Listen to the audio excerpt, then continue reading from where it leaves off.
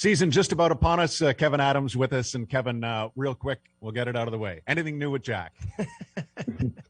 It's ongoing, as I probably said to you a couple of days ago, where conversations are happening every day. There's no weekends or nights. It doesn't matter. Conversations go on all the time, every day. Actually, they have been going on all summer regularly. I think, like I said the other day, I think there's certain pressure points that spike in terms of attention, or maybe media gets a hold of and makes more of the story per se. But so nothing new other than continuing to work at it. We're gonna do what we think is best for the organization, and but that's something that we've said from day one. Well, when you say media, you can't blame us because we barely have talked about it. So don't blame us. Just say media outside of this program. How about that? Don't be so sensitive, Marty. I do. No, I think, I do think that just there's a natural, whether it's the draft or trade deadlines or the start of the season, where things just, pick up. Yeah.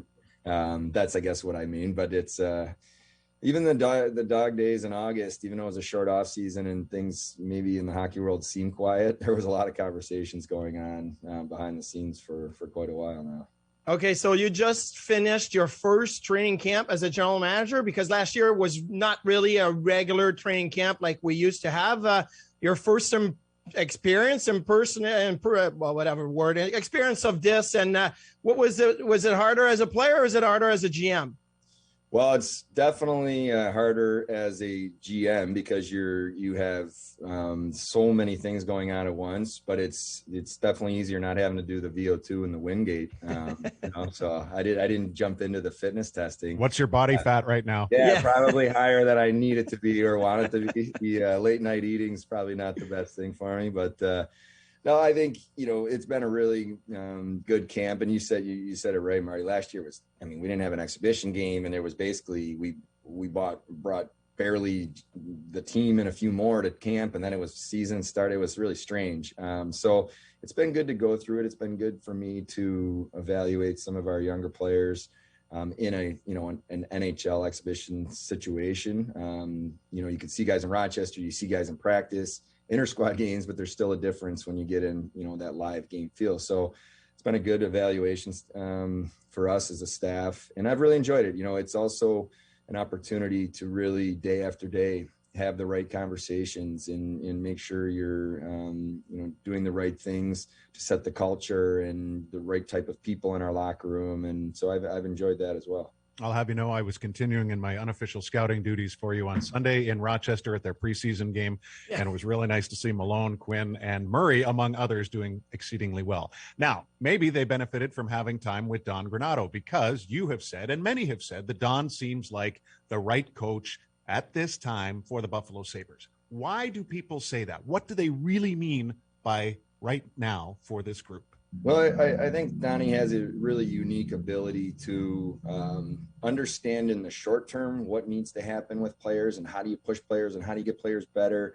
And then also have a real maybe ability to have a long-term view, which is a challenge as a coach, because every day there's pressure and you need to, you win hockey games, and you can lose focus of the long term. But I think based on what Donnie's done in his career in the past, he understands both.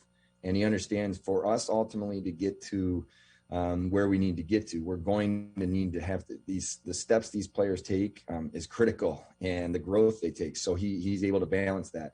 And I'd say the other reason is, Donnie has a really interesting perspective on the way the game's played now and how it's evolved. And I think his past of, international experience and college experience and all his way up through the minors, and then being an assistant coach under, a guy like Joel Quenneville, he's got some of the stuff he's learned that he's taken to our team from a systematic standpoint. And he doesn't hammer X's and O's to the guys where he fatigues them on it, but he integrates it into practices where there's drills we're doing that I'm watching and evaluating, and we're working on our systems when the players don't even know it. It's just a natural part of how he structures the practice. So it's for all those reasons. And he's a good communicator. The guys respect him. The guys like him. He's honest. The days are over, Marty. As a player, of when it used to be that, coach didn't talk to the players, they did their thing over here. The GM doesn't come around. I can't stand any of that. It has to be all of us together working towards a common goal, pushing each other, having the right conversations with each other, honest conversations. And the coaches need to be in the locker room. They need to be sitting there with players and talking about video. They need to be going over things. What are the players feeling and why? I mean, that's just so important for how we're going to move forward. And I'm excited about the coaching staff overall and how they've handled the preseason. Duffer's not going to like me because I'll mention I just finished watching that All or Nothing, that Leafs special on Prime TV. And I know he's like, bleh, and I get that. Duffer, I feel the same way too. But I like how they showed. I know you're just cozying up to a former Maple Leaf again. That's all right. I'm just using all I've got here. But I like how they showed that I don't want to call it a war room, but like the business, like around the table, everybody involved. And you got a lot of new people this year. So you got Jason Carmanos, you got Sam Ventura. How often are you guys all in the same room talking? And how is the chemistry and the communication and the workflow going between all of the new people? Yeah, that's such an important part of what we're doing here. And you're right. You talk about culture and, the team in the locker room, but it's also the front office. And then how does that, integrated to work together? One of the things when I first got the job that I felt was extremely important was to not rush into anything and make a decision, reactionary or without really thinking it through. What do we need? What do I need personally? Where are the blind spots that I have in my role that I need help in? And that's why, all along we said we were going to add staff, but take our time and evaluate. So I'm really excited about the way our, management team, our front office has come together. I think Jason Carmanos, his resume speaks for itself, 3 Stanley Cups and over 20 years in the league, as an assistant general manager with, different organizations. He brings what exactly, I felt he would bring. One was experience, having been through a lot of things before, perspective, and 2, honesty. I don't want to surround myself with people that tell me what I want to hear. I want to surround myself with people that tell me the truth, are comfortable sharing their viewpoints. And Jason's very strong like that. And I think that makes us better, makes me better.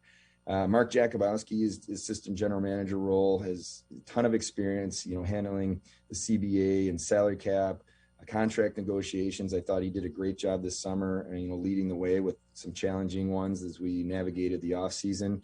Sam Ventura, that I know our Sabre fans are probably getting up to speed on him, but, coming from Pittsburgh, had a relationship with Jason before. Extremely bright, more degrees than I probably even know how to count that high. And he's just a really quality person as well. But when he speaks, he's speaking off the data, and there's not an agenda from him. It's just, here's the information. And when I challenge him, well, this is why I believe it.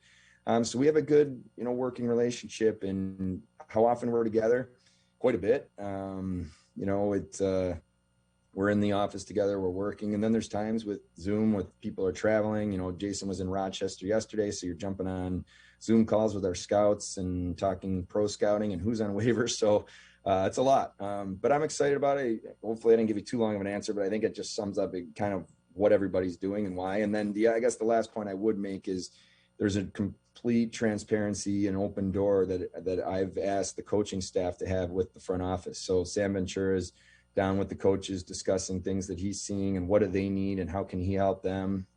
There's really good communication back and forth. And that's not something that always happens or to be taken for granted. You have to work at that and be comfortable that we're all working towards, the right solution of how we improve. Quick follow on Sam and analytics. Do you recall a time at the end of your playing career, in your coaching career, or as you've evolved into this particular role now, where the light went on for you with analytics, whether it was light in the sense of clarity or just piquing your interest in it? And what is it? I know Donnie doesn't like to chase the analytics. He says that, but is there one thing analytically that you do really like focusing on? Well, yeah, that's an interesting question. I never thought of it that way. For me, I guess maybe it's because I didn't score enough, but one of the things that I always felt as a player was what's the process of your game? So I was probably thinking about that before analytics was a thing, where I felt like there were games where I felt after as a player, man, I was in on 4 or 5 scoring chances and I didn't score. Does that mean I played well or I didn't play well? And so I would start to try to take a deep dive in my own game of saying, well, what was I doing to put myself in the right position to create scoring chances? And, or flip side, like I didn't have any scoring chances and I know I was on the ice for 2 or 3 great A's against. What happened?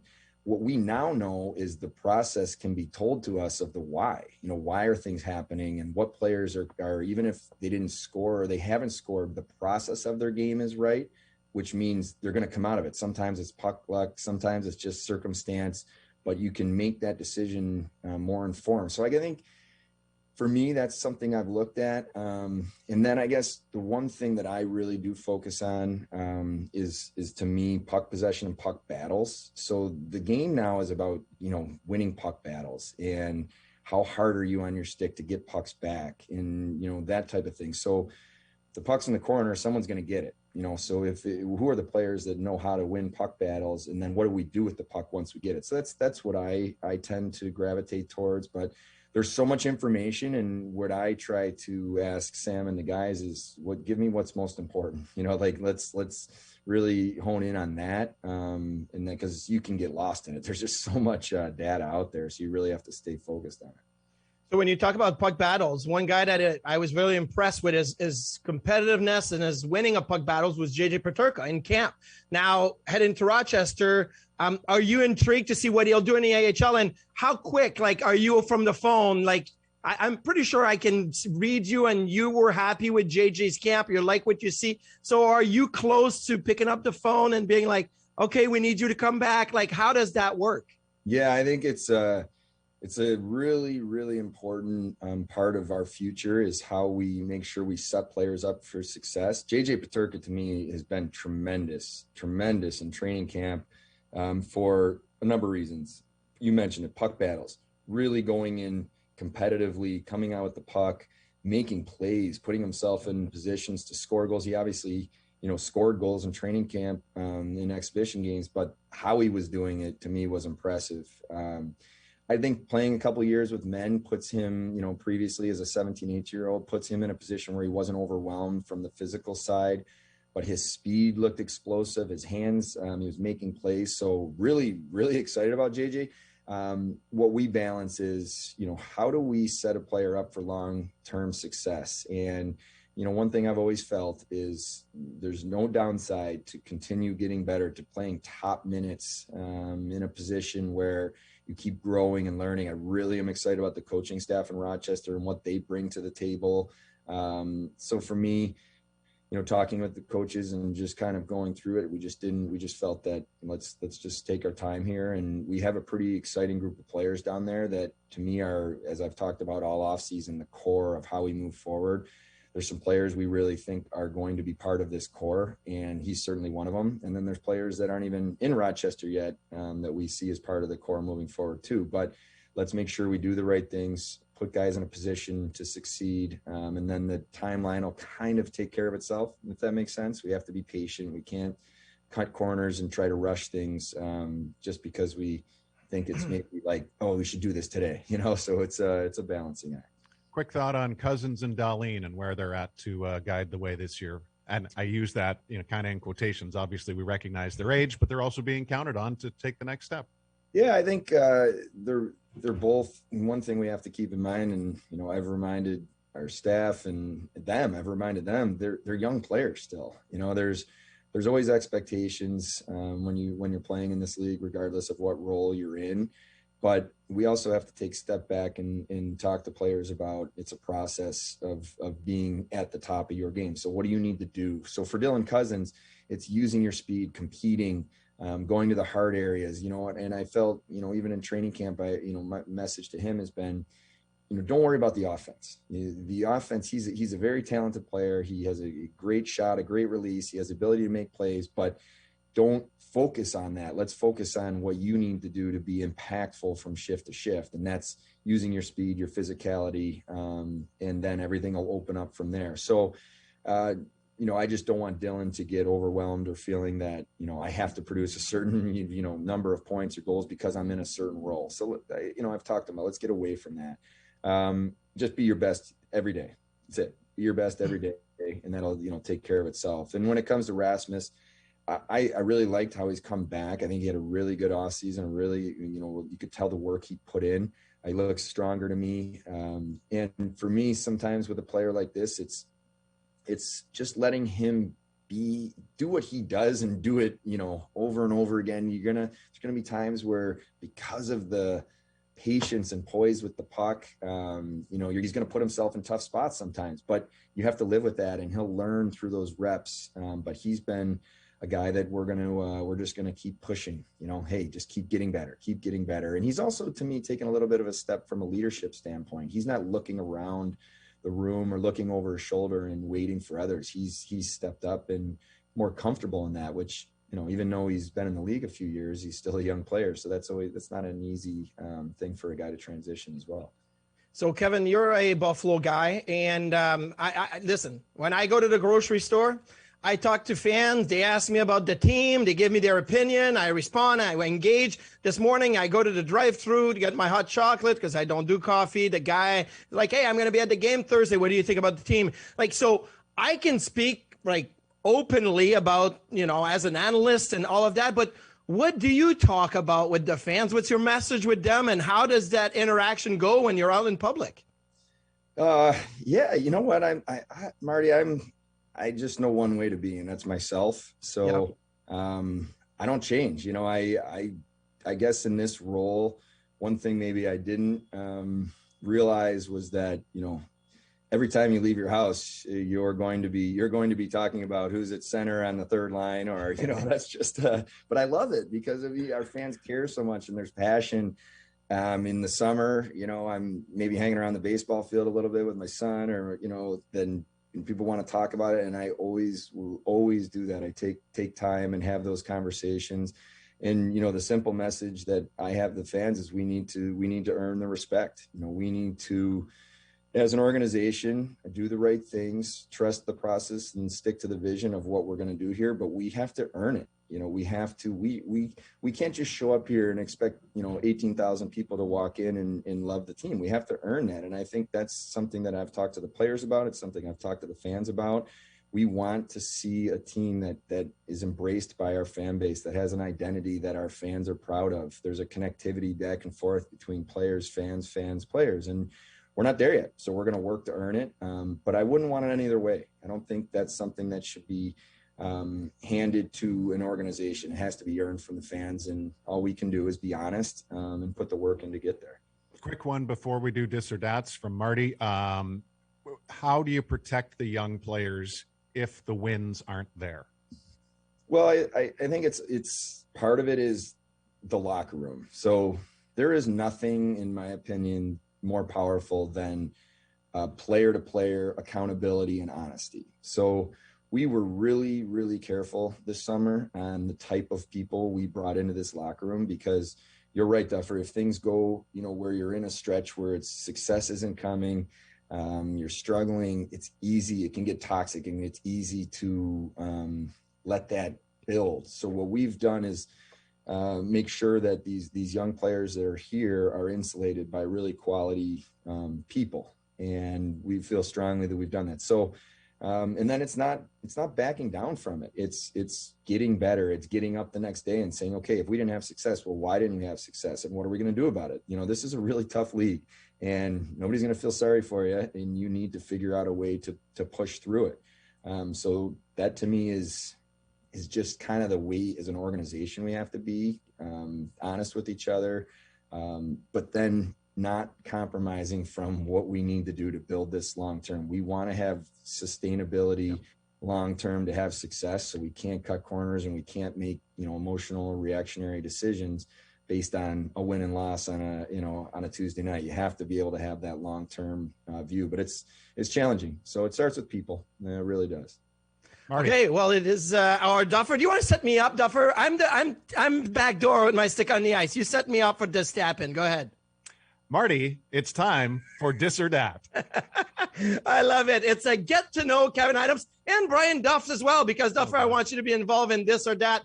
Big win Sunday night, the Bills in Kansas City. Kevin, I'm sure you stayed up and watched it. But the big question at halftime was peanut butter and jelly sandwiches. That's all they talked about because the Bills player had a few sandwiches. Personally, I am not a fan. I don't eat PB&J. I don't like it, but this or that, yes or no on the PB&J. Kevin, we'll start with you. Yes or no on the peanut butter and jelly?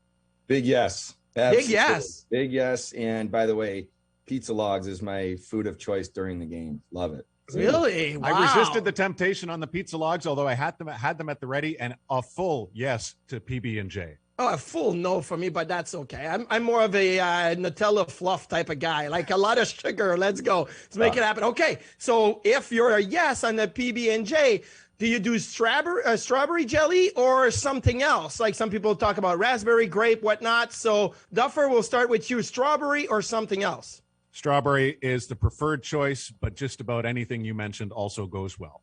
Kevin, this or that? Exact same answer. Strawberry. Exact same answer? I can go any way, but strawberry would be my choice. Okay, and maybe not related to a PB&J, but when it comes to peanut butter, smooth or crunchy, this or that? Kevin, you go first. Smooth for me. And by the way, I like maybe some smooth peanut butter with cut up apples as well. I'm a big fan of that. So let's just keep the peanut butter coming. More peanut butter. Time constraints here, Marty. Smooth for me. Smooth for you as well. Okay, so let's move on from the PB&J and the food because I'm hungry right now. Let's get to know you a little bit. If you could come back as a player, Kevin, and I give you these 3 skills to come back with, this, that, or the other thing.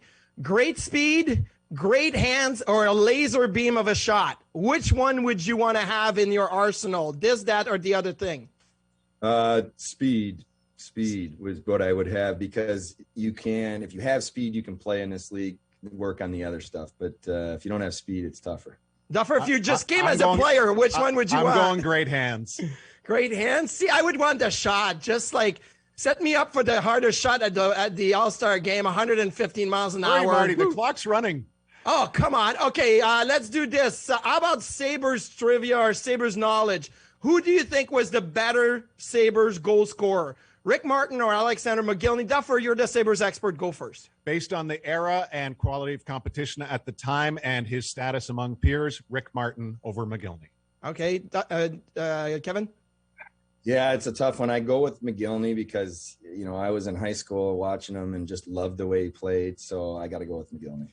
Okay. Better defensive forward, Craig Ramsey or Michael Pekka? Kevin, you go first. This or that? Definitely. No, I gotta say Michael Pekka. I mean, it's isn't working now. I was going the other way, but I can't do that. No, definitely. Duffer? That's almost impossible, but I grew up with Rammer and Luce, so Craig. Okay, and who of the 2 teams that made it to the finals were the better team? The 75 Sabres or the 99 Sabres? Duffer, will go with you first. This or that?